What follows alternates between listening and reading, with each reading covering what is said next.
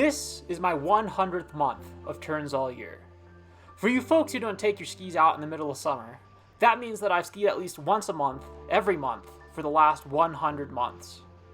Being from Colorado, which lacks any real glaciers, I've had to put in some serious work in the summer to find those last patches of white gold up in the mountains. This particular run here involved 8 hours of travel for just 80 feet of what I'd consider very mediocre skiing. But just like the other 99 months of my streak, it was totally worth it. Now, in trying to figure out how to best portray this crazy journey, I keep coming back to just how my skiing has evolved over those 100 months. Back when I started in 2014, I was a kid in high school who freed the heel and skied for real. Now, over 8 years later, I'm a 26-year-old dirtbag and I don't even two-plank anymore. But beyond just changing snow sliding vessels, my view of skiing and the mountains has also evolved. This film explores my 100-month evolution, beginning back before I even had a beard. I started my turns all year streak on August 9th, 2014, and I still remember quite a bit from that first day. I thought it was really cool to see snow off in the distance and decide to go over and ski it, and I remember having to kick steps down the vertical cornice at the top of the line. As my dad and I stepped into our tellies, a man peered over the edge and I was immediately exposed to an aspect of summer skiing that I just didn't expect. People are either very surprised, very confused, or very stoked to see someone skiing when there's really not that much snow. Now obviously skiing to a lot of people means going to a resort in the winter when there's snow everywhere, and in that context, seeing skiers is just expected. But carrying skis up to some remote patch in the middle of summer kind of breaks that standard model, and it genuinely causes a confusion in people. And back then, for whatever reason, creating that confusion in others brought me some sense of joy. Now that's not the reason that I got out. I got out because I wanted to ski, but over the years, the interactions that I've had with people have been just as memorable as the skiing itself.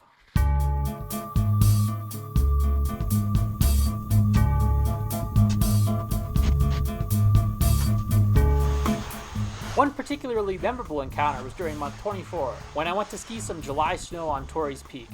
I had skied this line previously with my dad, and we had come in from the top. That had involved traversing underneath this massive cornice above exposure, and it was honestly pretty scary. This time I would be skiing it solo, and I would be climbing it from the bottom so that I could turn around if it got too gnarly.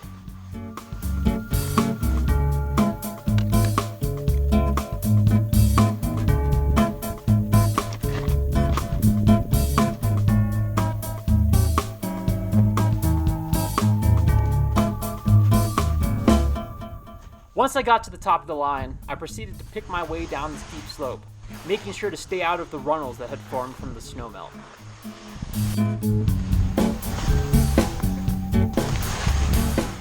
Once I got to the bottom and back to the trail, an older gentleman approached me. He had watched my entire descent, and he told me that it was the most extreme thing he'd ever seen in his life. He also told me that watching me make my way down had made his day. Now at the time, I probably just shrugged it off as not a big deal. But in hindsight, his surprise was pretty justified. The line was really steep, gnarly, and the conditions were really not that great. At that time though, I was just so supremely confident in my skiing ability, and so it seemed natural to go out and ski these kind of lines. That was so good. It was around this same time that I had started to dabble with the monoski. I got into monoskiing because I wanted to protect my knees. Telly bindings don't come off, and so by using them, I was actively limiting what I was comfortable jumping off of. I knew that if I didn't get back onto releasable bindings, wrecking my knee was just an inevitability. And so I got a mono ski for my own safety. Now I certainly wasn't confident enough on the mono to ski something like that line on Torrey's, but I took it out on more casual summer missions, and I skied it full time in the winter. I was really drawn to it initially because it was just so goofy. At that time, I thought there was nothing better than ripping past a bunch of two-plankers on the mono, dropping some jaws, and getting some hoots and hollers. And that fit really well with my skiing philosophy at the time, which was to ski as hard as I could, rack up as many gnar points as possible, and to generally just go full send. Let's get it! Shred the gnar!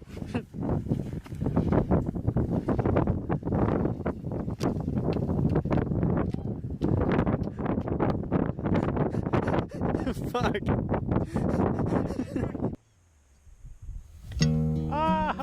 During my 20s, 30s, and 40s, I skied a lot with my best friend and roommate, Mr. Denver Luttrell.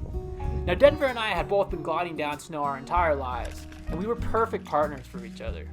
We both looked at the mountain, and we were immediately drawn to the biggest cliff.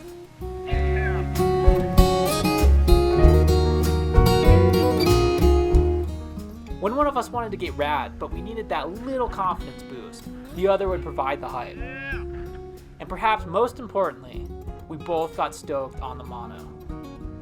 What Denver and I had was so special that we were able to pull off the most difficult snow sliding feat, tandem mono skiing.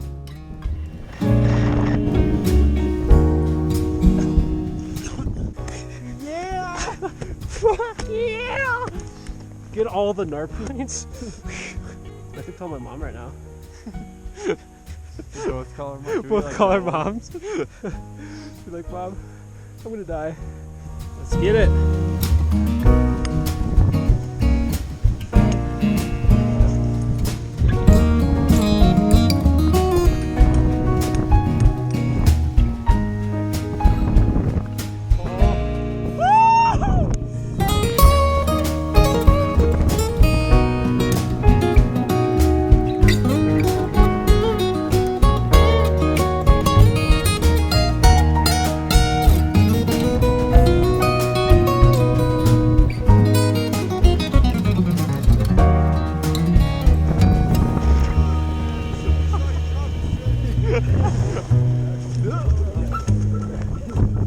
Thank you, sir. We thought it was pretty cool too. Nice. Didn't even fall that entire run. Another day, another ski run. Another day out in the mountains. In an attempt to maximize our NAR point collection, Denver and I skied a full consecutive year of butt-naked laps. It was during that time that I learned the monoski is the best tool if you're going to drop trow, since you don't even have to take your boots off. For several seasons, Denver and I went out and we really pushed our skiing together. In the winter, we skied as hard as we could, and in the summer, we'd make our sessions as rowdy as possible. You wanna slow down, bud?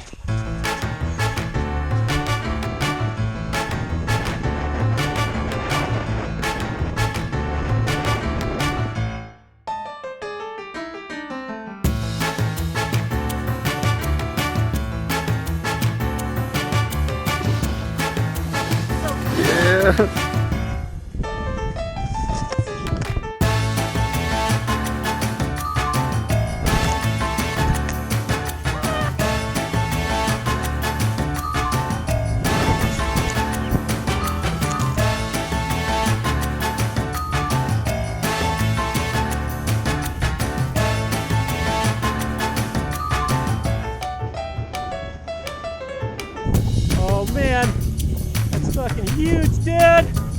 Woo! Fuck yeah! Woo!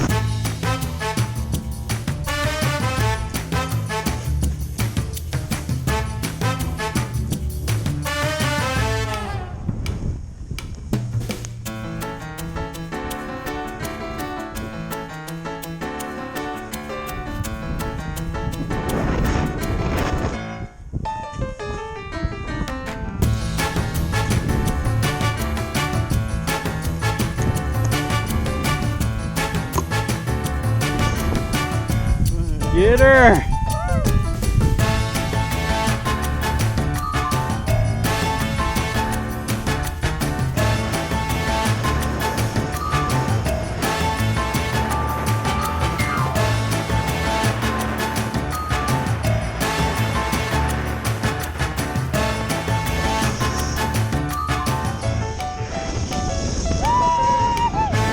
Oh, buddy!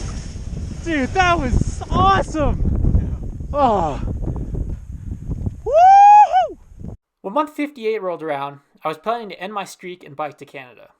Just before midnight on the last night of May, I clipped into my ski and started a run that would continue into the next month.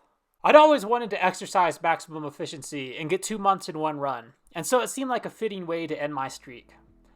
And then I rode my bike to Canada, but obviously that's not the end of the story.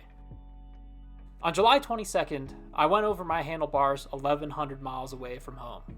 I broke a finger and bruised some ribs, ending my biking excursion very abruptly. Come July 27th, I was sitting with my parents at a restaurant in Banff, and my dad asked me if I was going to ski that month. My initial response was almost certainly not, as I was in a different country and no one rents skis in July. But then he made the point that my streak hadn't technically ended yet, and so I did what had to be done. I found a flat piece of wood, carved 4 holes into it, and used wall straps to secure myself to the squall. With that and 2 sticks to serve as my poles, my dad and I found a skiable patch of snow, and I cemented my definition of what constitutes a month of skiing. 2 turns on snow, assisted only by gravity, while secured to a piece of wood or some other common ski material. Yeah, it was a turn. Now, those Canadian turns were not the best turns of my life, but they did keep the streak alive.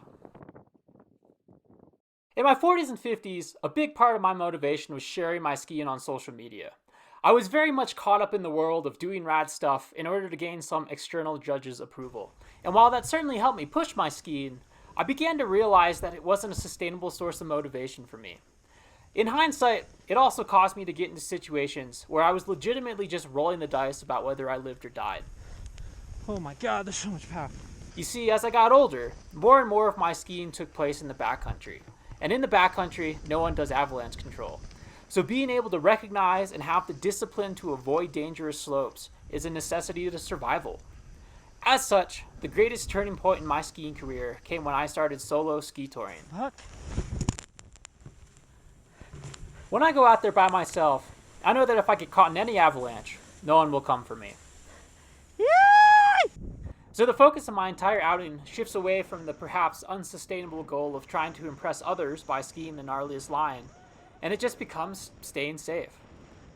I'm out there to get in tune with the mountains, enjoy the day, and make it back home alive. Mach 1! My first season going out alone, I learned a lot, including how lucky I had been to have had not gotten caught in the past. This was also the time when I started to really enjoy walking up the hill, and I was stoked on skiing POW every single run down. And then COVID happened.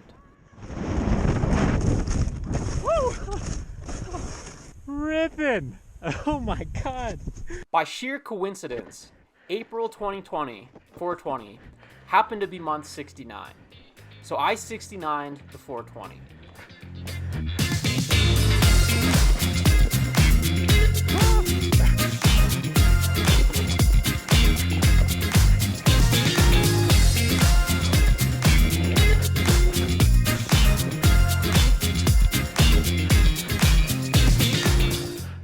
Now, it wasn't as grandiose as I was hoping, since everyone was in lockdown, but I did get some ripper backyard laps on the monoblade.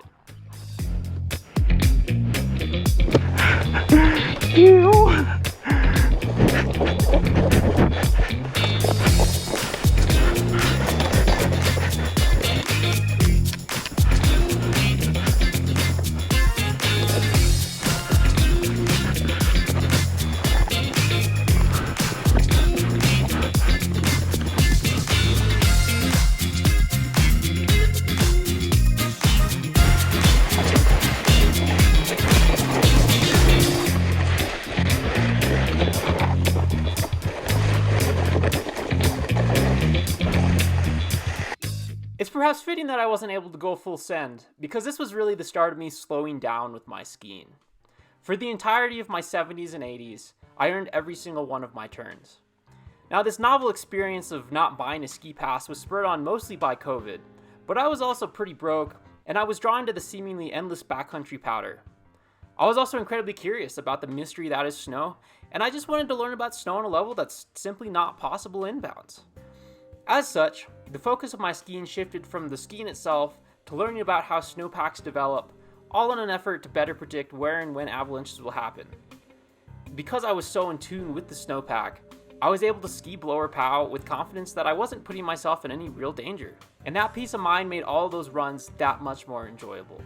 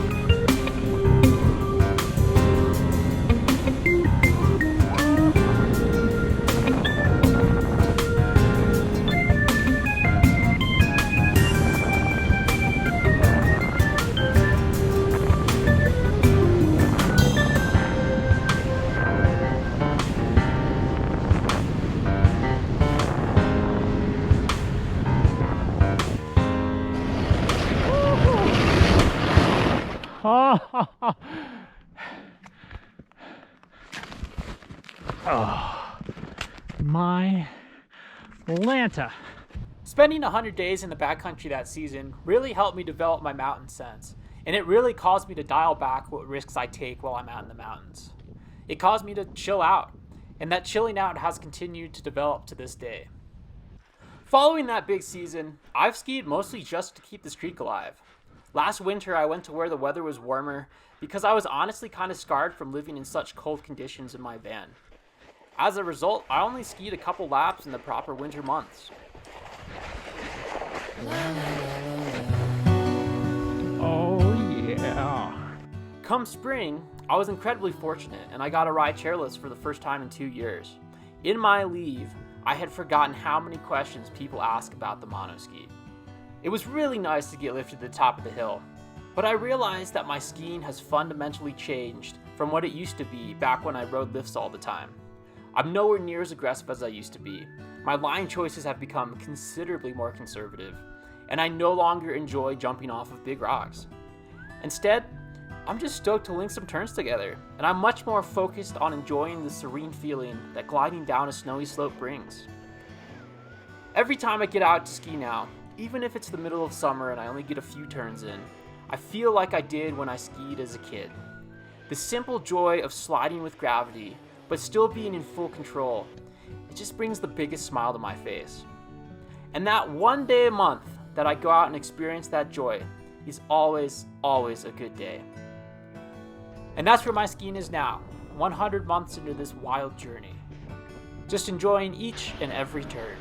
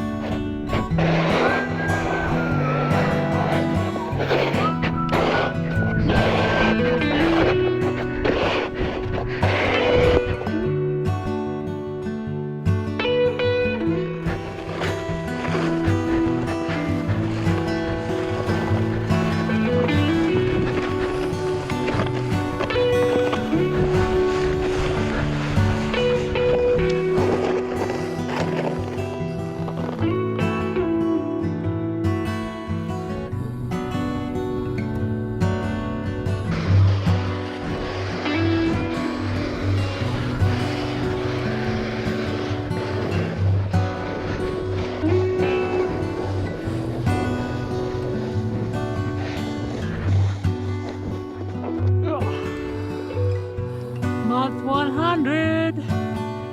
Phew. What a journey. What a crazy, crazy journey. Nice.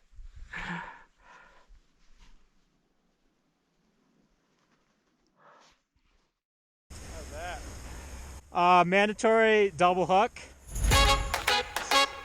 I need your love.